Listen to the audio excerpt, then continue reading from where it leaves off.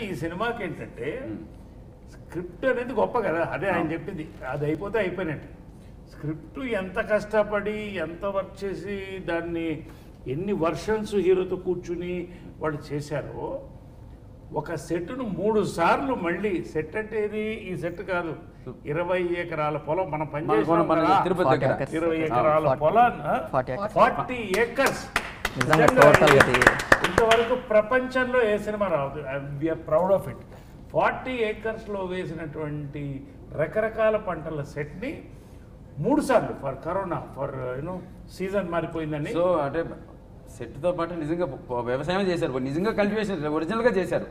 అసలు ఎక్స్ట్రాడినరీ అది అనేది నిజంగా. దీనికి అఫ్ కోర్స్ ఇది అవార్డు రివార్డ్ రెండు, రివార్డ్ అండ్ అవార్డు రెండు వచ్చే ఫిల్మ్ ఇది. బట్ నిజంగా ఆ దానికోసం నిజంగా ఇవ్వాలండి, స్క్రిప్ట్ కోసంతో పాటు effort taken by the producers. ఒక 40 ఎకరాల పొలాన్ని తీయడం ఎంత అర్థమైన విజువల్ అది. ఇందాక 40 ఎకరాల పొలాన్ని లీజింగ్ తీసుకొని ఇన్నాళ్ళు మెయింటైన్ చేసి దాంట్లో రకరకాల పంటలు పండించి నిజంగా వాళ్ళందరూ కూడా వ్యవసాయం చేయించి శ్రీకారం మనకు చూపిస్తున్నారు. అండ్ వెనకాల శ్రీవారి మెట్లు కనపడతాయి, ఆ శ్రీవారి ఆ నామం కనపడుతుంది.